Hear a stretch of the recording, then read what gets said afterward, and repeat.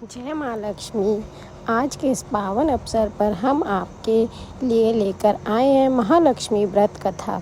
जो भी श्रद्धा और भक्ति से इस व्रत की कथा सुनता है उस पर माँ लक्ष्मी की कृपा सदा बनी रहती है। तो आइए आरंभ करते हैं माँ लक्ष्मी की यह पावन कथा।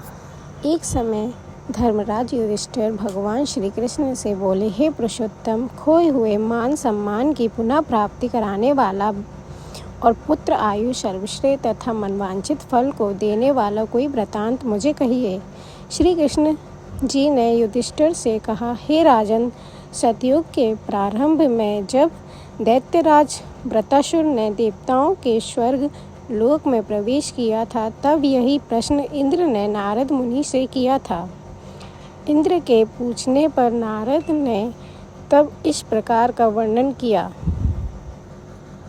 पूर्व काल में पुरंदर नाम का एक अत्यंत रमणीय नगर था। वह नगर अर्थ, धर्म, काम, मोक्ष इन चारों पुरुषार्थों से युक्त होने के कारण संसार भर में प्रसिद्ध था।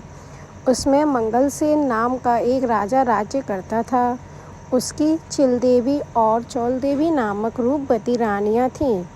एक समय राजा मंगलसेन अपनी रानी चौलदेवी के साथ महल के शिखर पर बैठे थे। वहाँ से उनकी दृष्टि समुद्र के जल से घिरे स्थान पर पड़ी। उस जगह को देखकर राजा अति प्रसन्न हुआ और अपनी रानी से बोला, हे चंचलाक्षी, मैं उस स्थान पर तुम्हारे लिए परम मनोहर उद्यान बनवाऊंगा। राजा के ऐसे वाक्य को सुनकर रानी ने कहा, हे कांत, आपकी जैसी इच्छा हो आप वैसा कीजिए। राजा ने अपने विचार के अनुसार उसी स्थान पर एक सुंदर बगीचा बनवा दिया। वह बगीचा थोड़े दिनों में अनेक वृक्ष, लता, फलों, फूलों और पक्षीगमन से संपन्न हो गया।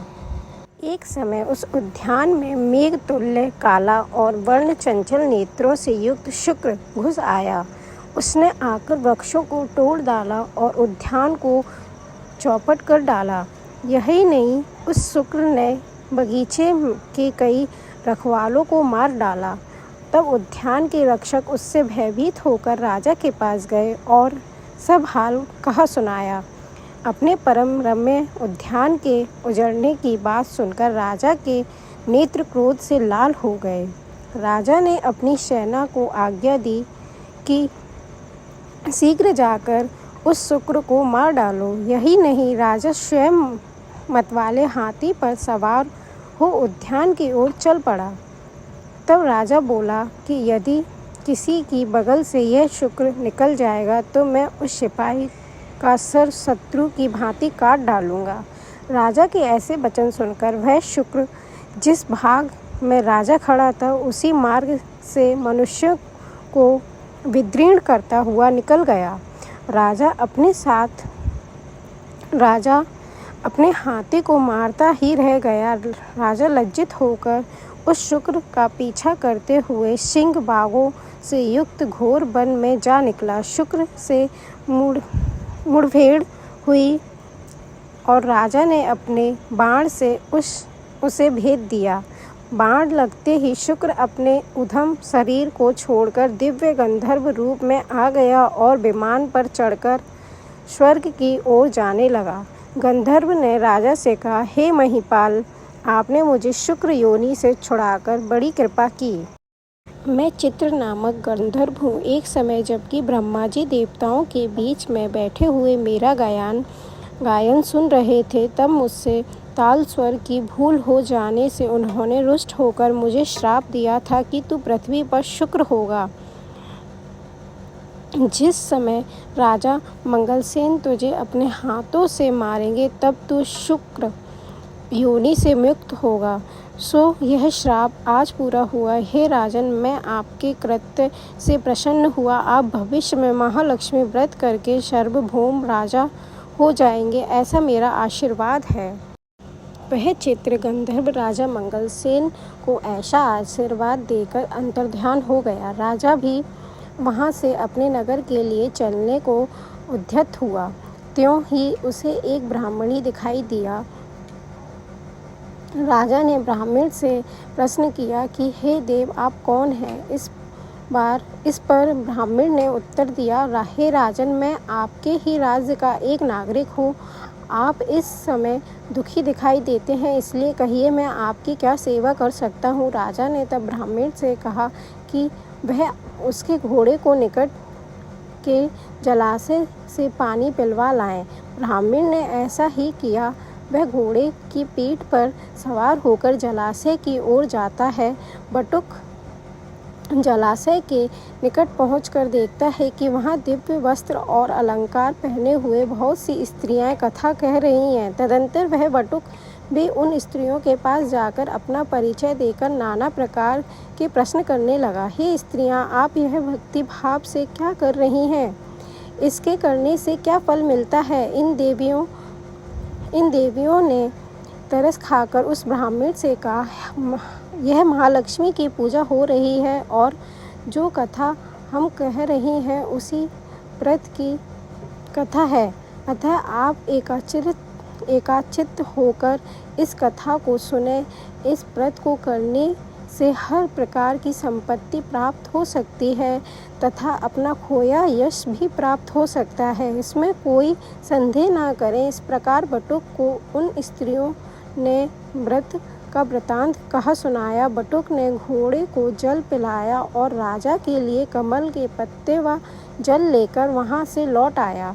ब्राह्मण ने लौटकर सारा किस्सा कहा, राजा को सुनाया और यही व्रत की कथा राजा से कह सुनाई। महालक्ष्मी का व्रत व पूजन करके राजा अपने ऐश्वर्य का भागी बनकर राजा उस बटुक को साथ लेकर अपनी राजधानी लौट आया।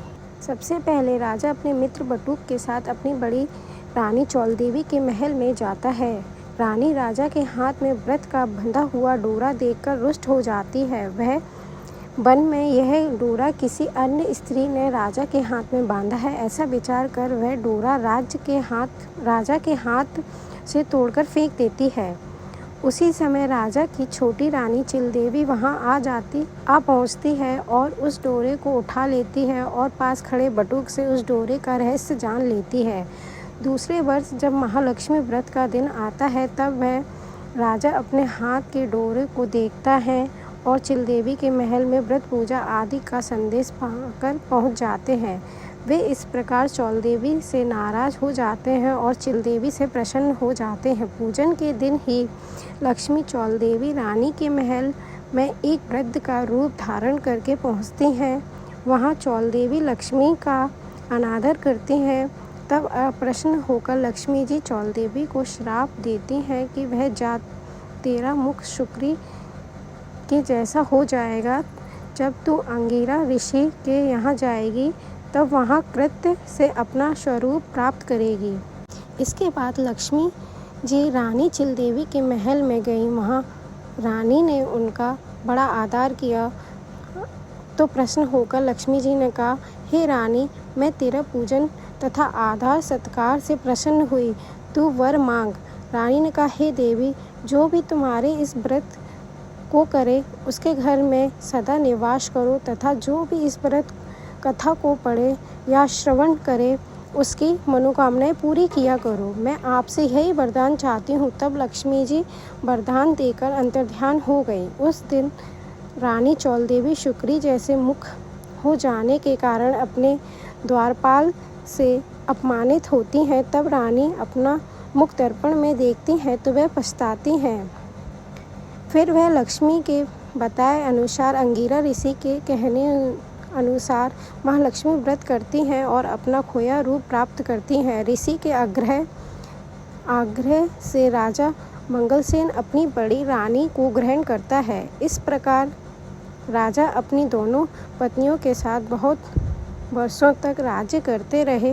वे अपने समय के चक्रवर्ती राजा माने जाने लगे और उन्होंने बटुक ब्राह्मण को भी विशाल राज्य का मंत्री बना दिया। राजा अपनी दोनों पत्नियों के इस व्रत को निरंतर करने के कारण अंत में स्वर्ग लोक गए और आकाश में उन्हें श्रवण नक्षत्र का रूप प्राप्त हुआ। जो भी इस व्रत को करेगा वह इस लोक में समस्त सुख भोगकर अंत में मोक्ष को प्राप्त होगा। तुम भी वस्त्रासर दीप्त का नाश करने हेतु इस व्रत को करो, तुम्हारी भी मनोकामनाएं पूरी होगी। इति जय माँ लक्ष्मी।